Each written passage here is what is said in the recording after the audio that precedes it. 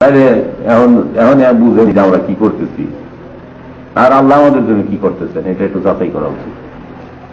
আল্লাহ আমাদের জন্য কি করতেছেন?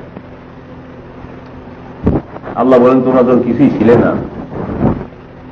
এক ফোঁটা গান্ধা পানি তার কাপড়ে লাগলে গোসল করতে হয়, এর দিন ভিতর থেকে তোমাকে তোমার এই অস্তিত্বকে আমি তোমার তৈরি করে দিলাম, তোমাকে জ্ঞান বুদ্ধি মত্তা তেজ বীজ কৌশল একমত তোমার ভিতরে ভৈরাত তার বীজ বপন করে দিলাম। তারপরে তোমার তুমি তোমার মাতৃগর্ভে তোমাকে আমি প্রতিপালন করলাম। কিভাবে প্রতিপালন করেছে আমি জানি। তোমার আলু বাতাস সে না হলে একটা মানুষ বাঁচে না। মানুষ ভাত খায়, মাছ খায়, খায় 3 ঘন্টা পরে সেটা মলমূত্র আকারে পড়ে যায়। কিন্তু সেই প্যানের ভিতরে একটা ষোলকলায় তৈরি হইতেছে একটা মানুষের শরীর, একটা মানুষ। কিন্তু সেটা পচেও না, গলেও না, সুন্দর আকারে সুন্দর ছোটা মেরা দেহ নিয়ে আল্লাহ তাআলা শক্তি থেকে বেরিয়ে আসতেছে মায়ের উদরে।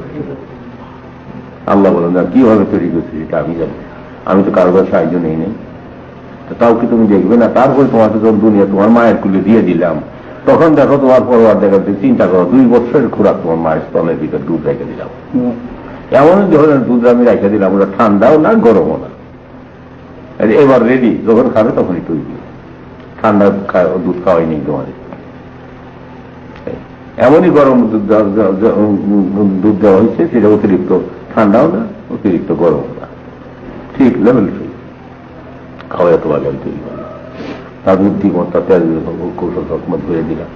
তুমি এখন বড় হয়েছে, শিয়ান হয়ে সুস্থিলা দেওয়া হয়েছে, তোমার বুদ্ধিমত্তা আছে, তুমি এখন দেখো আমি তোমার জন্য কি করছি। আর যদি তুমি না দেখো, আমাদের না দেখতাম, তুমি করো, তোমাকে সব বিষয়ে আমি সাহায্য করছি, তুমি শিয়ান হয়েছে। এখন তুমি নিজে হাতে যদি করতে চাও তো করো, ওই যে শেষ আছে তুমি দান তৈরি করো, আমি যে শেষ করিয়া রুয়া লাগাও, দান করো, আমি দিয়ে দিচ্ছি খালে বিলে পানি।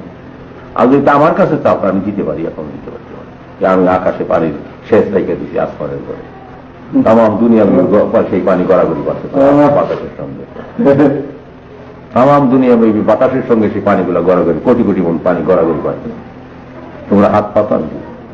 ওই জন্য আমি সে বলছিলাম যে জিয়াউর রহমানকে বলছিলাম, বাবা আমরা খাল কেটে কি করবে? ওই যে আল্লাহ তাআলা উপরে শেষ দিবার বিরাট এক শেষ দিবার রেখে দিচ্ছেন, আমাদের দেশের রাজা হাত পাতেন আল্লাহর কাছে, আর আসমান থেকে রহমতের বৃষ্টি যাও তুমি আমাদের ফসল হোক, কইলে নিশ্চয়ই হবে। কইলে কিভাবে করবো তা আমরা জানি তো না, আমরা জানা লাগবে। আমাদের দেশের রাজা বাদশাহ, দেশের সুলতান প্রেসিডেন্ট জানা লাগবে আপনার 10 কোটি লোকে পালন কেমনে নিলে আপনি। কাজেই 10 কোটি লোকের তো নায়ক আপনি। আপনি যদি ভুল করেন, কিন্তু এই যে ভুলটার জন্য 10 কোটি লোক সাফার করবে, সেজন্য আপনি দায়ী। আর আপনার জন্য যা আল্লাহকে আল্লাহর দিকে মানুষকে টাইনে নিলেন না, এত বড় ইজ্জত আপনার দিল, আর মানুষগুলোকে আল্লাহর কথা শুনাইলেন না, এর জন্য আপনি দায়ী। আমি তো প্রেসিডেন্টকে বললাম, এই যে বর্তমান যুগেরা ইসলাম সাইরা যে নাচ গানে নামতেছে, এর জন্য আমি দায়ী। মুসলিম রমনা, মুসলিম মেয়েরা যাদের একদিন টাইটেল ছিল, অসজ্জাম পশ্চা যাদের টাইটেল ছিল, আর তাদের রাস্তাঘাটে নাচান হইতেছে। আজ সিনেমা বায়োস্কোপে তাদের উলঙ্গ নাচ দেওয়া হয়েছে, তাদের বাইরে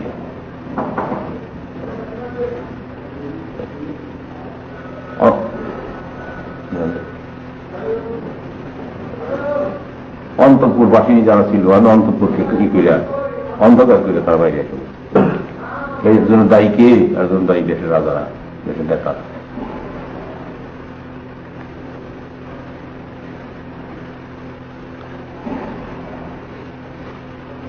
কাজে কাজেই এর সীমানে আল্লাহ তাআলা দানের সীমানে, আল্লাহ তাআলার দান আপনি দেখবেন আকাশে বাতাসে আল্লাহর দান করতেছে। এই সমস্ত